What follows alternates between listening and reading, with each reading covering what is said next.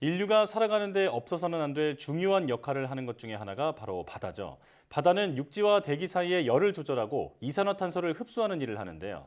그런데 최근 들어 바다의 온도가 급격하게 상승하면서 기후변화에 영향을 주고 있다고 합니다. 어떤 이야기인지 오늘 날씨학개론에서 자세하게 알아보겠습니다. K웨더 반기성 센터장 나오셨습니다. 어서 오십시오. 네, 안녕하세요. 네. 네, 안녕하십니까. 자, 앞서 잠시 얘기를 했지만 그 바다는 지구가 기온을 유지하는 데 아주 중요한 역할을 하는데요. 구체적으로 바다가 이 지구 환경에서 어떤 일을 하는지 알려주시죠. 일단 이 바다 면적이 전 지구 표면적의 3분의 2 이상을 갖다가 덮고 있고요. 지구상에는 97%의 물을 포함하고 있습니다. 네. 그래서 어떤 기후학자는 지구라고 부르지 말고 물로 만들어진 곳이라는 수구로 부르자고 할 정도죠. 예. 바다는 인류가 생존하는 데 필수적인 산소의 75%를 공급해 주고요. 인류가 배출한 이산화탄소의 50%를 저장을 해서 기후변화를 저지해 주고 있습니다. 그렇군요. 자, 그런데 최근 이런 바다의 온도가 상승하고 있다고 하는데 그렇다면 지금 바다 상태는 어떤 건가요? 최근에 이제 바다 온도가 급상승하고 있다는 사실을 갖다가 이제 미 환경보호청이죠. 2021년 4월에 미 환경보호청에서 발표를 했어요. 네. 이들은 1880년부터 2020년까지의 지구 해수면 평균 온도를 그래프로 표시를 했습니다. 네. 이 그래프에서 중간에 수평으로 이루어진 검은 실선은 1911년에서 2000년 사이의 평균 해수 온도이고요. 그래프에서의 음영 대역은 수집된 특정 횟수와 사용된 방법의 정밀도에 기초를 해서 데이터의 불확실성 범위를 보여줍니다. 예. 이 그래프를 보면 해수면 온도는 20세기 동안 증가를 했고요. 계속적으로 지금 상승을 하고 있는데요. 네. 1901년부터 2020년까지 기온은 10년당 평균 화씨 0.14도로 상승을 하고 있습니다. 네. 최초로 해수 온도를 측정하기 시작한 1880년 이래 지난 30년 동안이 해수면 온도가 가장 높게 상승하고 있음을 알 수가 있죠. 네. 데이터 기록을 보면 해수면 온도가 크게 상승한 시기는 1910년에서 1940년 사이, 다음이 1970년부터 현재까지 두 차례입니다. 예. 해수면의 온도 변화는 지역에 따라 다르게 나타나는데요. 세계 해양의 대부분은 온도가 상승을 했지만 북대서양의 일부 지역은 실제로 해수 온도가 낮아진 곳도 있습니다. 예. 지금 보고 계시는 지도 그림에서 빨간색은 온도 상승을, 파란색은 온도가 낮아지는 것을 나타내는데요. 잘 보시면 그린란드와 아이슬란드 사이에서 해수 온도가 낮아진 것이 보이시죠? 예. 네. 세계 대부분의 바다 온도가 상승을 했는데 일부 지역은 오히려 내려간 곳도 있다 보니까 기후학자들은 상당히 흥미롭게 생각을 합니다. 아, 네. 예. 뭐 일부 온도가 낮아진 곳도 있지만 평균적으로는 지금 전 세계의 바다가 뜨거워지고 있다라는 말씀이신데 우리나라 주변 바다는 어떤 상태인가요? 실제로 이제 우리나라 주변 바다의 이 해수 온도 상승 속도는 정말 매우 빠릅니다. 아, 네. 2001년에서 2010년까지 해양부에서 제한 평균 수온은 15.9도였는데 2010년 전후로 0.8도가 올라서 2016년에 16.7도를 기록을 했습니다. 예. 이 수치는 전 지구 해수 온도 상승 평균에 비해서 거의 2배 이상 빠른 속도입니다. 특히 2021년은 우리나라 주변 해수에 아주 그 온도가 이상적으로 높았던 해였는데요. 기상청은 2022년 1월, 그러니까 올해 1월이죠. 해양기후 분석 보고서를 발간했습니다.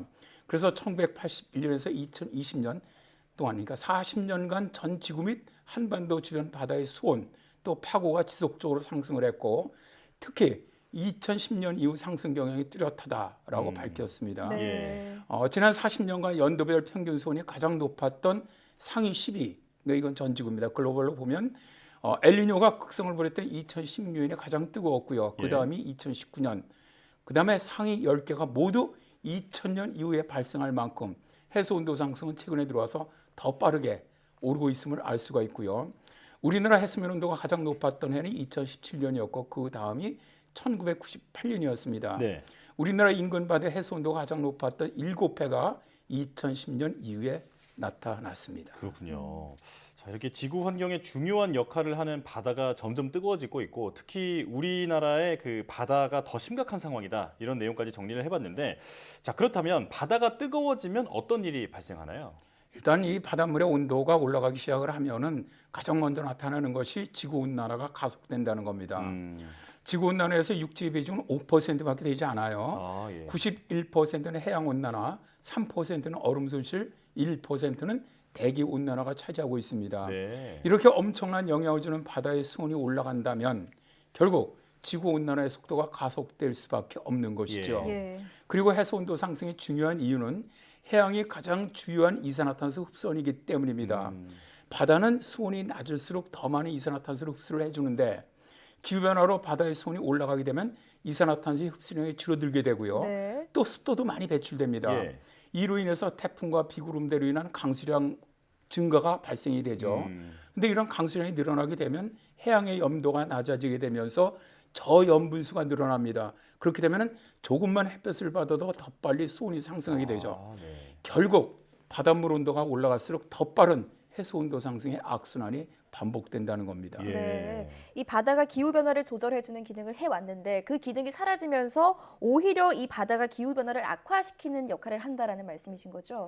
그렇습니다. 바닷물의 온도가 상승하게 되면 우리나라 여름철에 영향을 갖다 주는 태풍이라든가 뭐 이런 것들 또 혹은 바다 쪽으로 이동하는 저기압이나 폭풍을 강화시켜주는 역할을 해요. 예.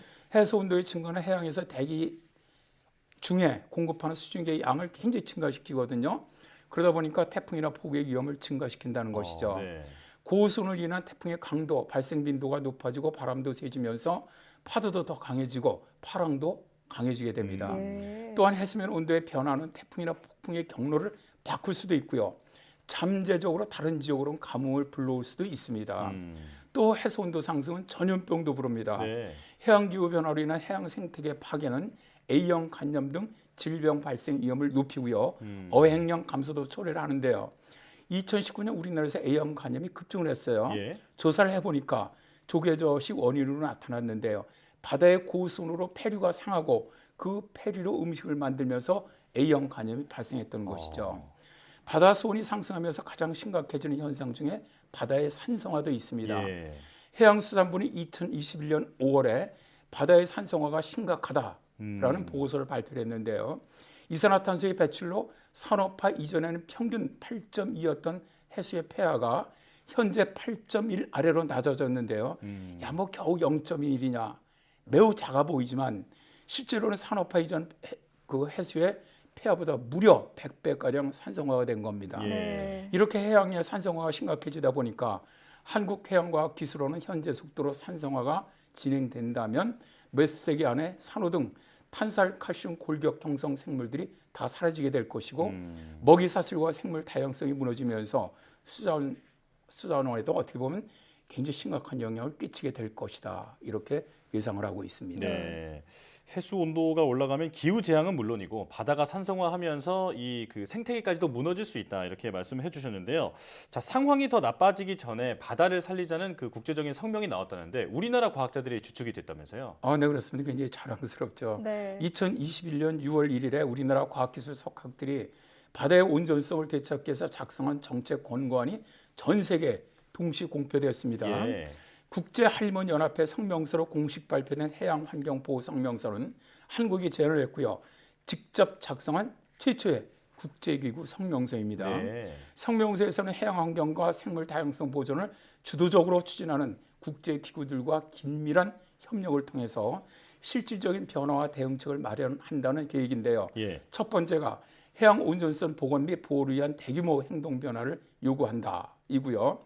두 번째가 생물 다양성과 세대 연속성 유지를 위한 서식지 복원의 중요성을 제기를 했고요.